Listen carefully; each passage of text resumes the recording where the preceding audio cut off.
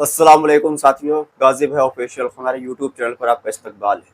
साथियों, जैसा कि आपको मालूम है कि मौलाना सज्जाद नुमानी साहब ने अपने प्रत्याशियों के समर्थन का ऐलान किया है, जिसमें कई चौंकाने वाले नाम हैं और कई नामों को लेकर कौम के अंदर इंतशार फैला हुआ, कौम के अंदर बहुत ज़्यादा नाराज़गी देखने को मिल रही है।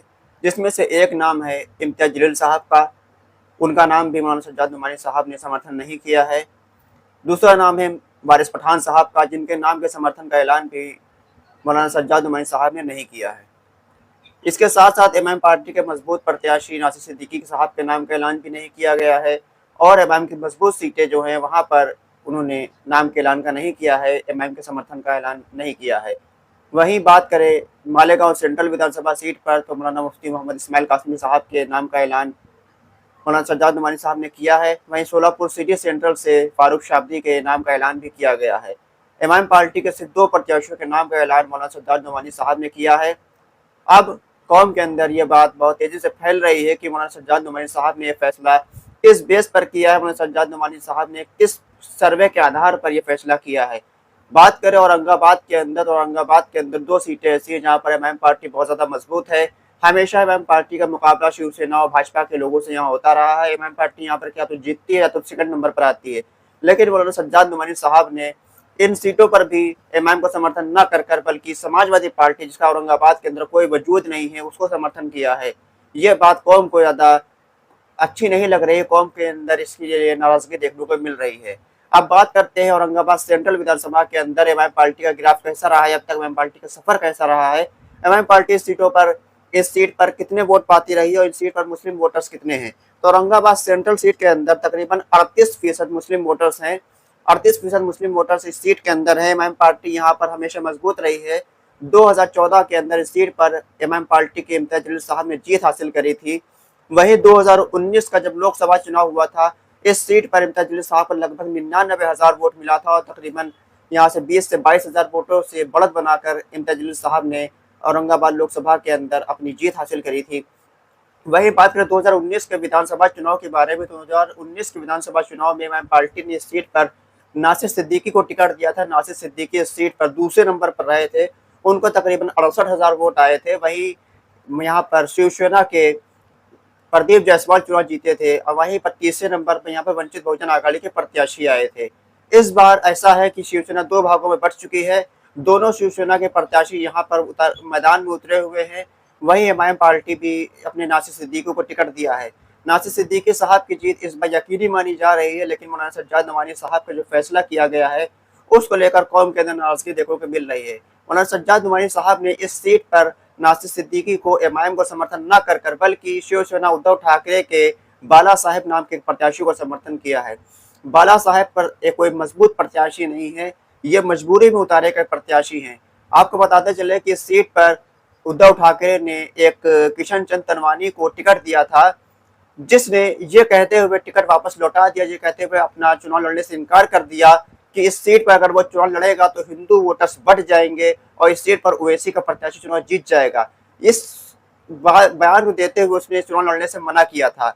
लेकिन मौलाना सज्जाद नुमानी साहब ने इस सीट पर एमआईएम को समर्थन न कर बल्कि उद्धव ठाकरे के प्रत्याशी को समर्थन किया। वो उद्धव ठाकरे जो मुसलमानों के खिलाफ हमेशा से जिसकी पार्टी रही है। उद्धव ठाकरे के प्रत्याशी बाला साहेब को मजबूरी में टिकट दिया गया है क्योंकि उनके पास कोई प्रत्याशी नहीं था, उनके प्रत्याशी ने चुनाव लड़ने से इनकार कर दिया था। अब ऐसे मजबूरी में उतारे गए प्रत्याशी को मौलाना सज्जाद नुमानी साहब ने किस बेस पर समर्थन किया है, ये बात वो खुद ही बता सकते हैं। अब हम बात करते हैं 2024 का लोकसभा जब चुनाव हुआ था तो इस सीट के अंदर इम्तियाज जलील साहब को लगभग 85,000 वोट मिला था इस सीट के अंदर, और वहीं पर इम्तियाज जलील साहब ने लगभग 26,000 वोटों की बढ़त इस सीट पर बनाई थी। इस सीट पर 26,000 वोटों से वो उन्होंने लीड मारी थी। लेकिन मौलाना सज्जाद नुमानी साहब ने पता नहीं किस सर्वे के आधार पर अपना समर्थन एमआईएम पार्टी को नहीं दिया है। वहीं बात करें औरंगाबाद ईस्ट विधानसभा सीट की, तो औरंगाबाद ईस्ट विधानसभा सीट पर इम्तियाज जलील साहब इस बार चुनाव लड़ रहे हैं और काफी मजबूत उम्मीदवार वो है। वो औरंगाबाद लोकसभा के सांसद रह चुके हैं, औरंगाबाद सेंट्रल से विधायक रह चुके हैं, एमआईएम के प्रदेश अध्यक्ष है, बहुत बड़ा उनका नाम है, उनको देश में अलग पहचान है। लेकिन एमआईएम पार्टी ने उनको प्रत्याशी बनाने के बाद मौलाना सज्जाद नुमानी साहब उनको समर्थन न कर बल्कि समाजवादी पार्टी, जिसका कोई वजूद औरंगाबाद के अंदर नहीं है, उसको समर्थन किया है, उसके प्रत्याशी को समर्थन किया है। मौलाना सज्जाद नुमानी साहब ने किस आधार पर समर्थन किया ये वो खुद बता सकते हैं। पिछला जब 2019 का विधानसभा का चुनाव हुआ था तो इस सीट पर इमाम पार्टी तकरीबन 13,000 वोट से चुनाव हारी थी और इस सीट पर समाजवादी पार्टी को सिर्फ 5,000 वोट मिला था, 5500 वोट मिला था। अब समाजवादी पार्टी को सिर्फ 5500 वोट मिला और इमाम पार्टी को 80,000 वोट मिला था। तो मौलाना सज्जाद नुमानी साहब ने समाजवादी पार्टी को किस बेस पर समर्थन किया है, ये बात वो खुद ही बता सकते हैं। 2024 के लोकसभा चुनाव के अंदर भी इस सीट पर इम्तियाज जलील साहब ने लगभग 90,000 वोट लिया था और सीट पर तकरीबन 26,000 वोटों की लीड इम्तियाज जलील साहब ने ली थी। इस सीट पर हमेशा एमआईएम और बीजेपी के बीच मुकाबला होता आया है, लेकिन मौलाना सज्जाद नुमानी साहब के फैसले से ऐसा लग रहा है कि मुसलमान अगर उनके फैसलों को मानते हैं तो ये सीट एक बार फिर से भाजपा चुनाव जीतती हुई दिख सकती है। वही हम बात करें दूसरी सीटों के बारे में तो दूसरी सीट है धुले सिटी सीट। धुले सिटी सीट पर इमाम पार्टी के मौजूदा विधायक फारूक शाह साहब हैं। फारूक शाह साहब को पिछले चुनाव में लगभग 3 या 4,000 वोटों से जीत हासिल हुई थी, लेकिन इस बार जब वो चुनाव लड़ने मैदान में उतरे हैं तो मौलाना सज्जाद नुमानी ने उनकी जगह भी समाजवादी पार्टी के प्रत्याशी इरशाद जागीरदार को अपना समर्थन दिया है। अब जिस सीट पर सिर्फ 22 से 23% मुस्लिम वोटर्स है और जिस सीट पर मौजूदा मुस्लिम विधायक है इमाम पार्टी का है, उसको आप समर्थन न कर एक ऐसे प्रत्याशी को समर्थन कर रहे हैं जिसको अपनी जमानत बचाना भी बहुत मुश्किल से दिखाई दे रहा है। फारूक शाह साहब कोई ऐसे उम्मीदवार नहीं जिन्होंने काम न किया हो, जिनकी इलाके के अंदर पकड़ ना हो, जिनके इलाके के अंदर लोग नाराज हो, ऐसा भी नहीं है, बल्कि वो ऐसे विधायक है जो 5 साल के अंदर 1300 करोड़ का काम अपने क्षेत्र के अंदर उन्होंने किया है। उसके बाद भी मौलाना सज्जाद नुमानी साहब ने पता नहीं किस आधार पर समाजवादी पार्टी को यहाँ पर समर्थन दिया है। वही अब बात करें भिवंडी पश्चिम सीट के बारे में तो भिवंडी पश्चिम सीट पर इमाम पार्टी ने वारिस पठान को टिकट दिया। वारिस पठान किसी तारुफ के मोहताज नहीं है, अल्लाह ने उन्हें बहुत शोहरत दी है, उनका नाम एक है, उनको राष्ट्रीय स्तर के नेता माना जाता है, टीवी डिबेटों में उनको अक्सर देखा जाता है, ओवैसी साहब के काफ़ी ज़्यादा करीब नेता है वो।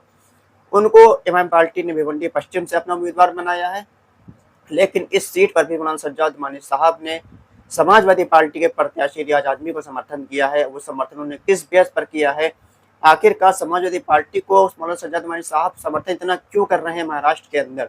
यूपी की बात होती तो यूपी मान सकते थे समाजवादी पार्टी मजबूत है, लेकिन आप महाराष्ट्र के अंदर समाजवादी पार्टी के प्रत्याशियों को इतना ज़्यादा समर्थन कर रहे हैं, ये बात आप क्यों कर रहे हैं, ये बात आप ही समझा सकते हैं।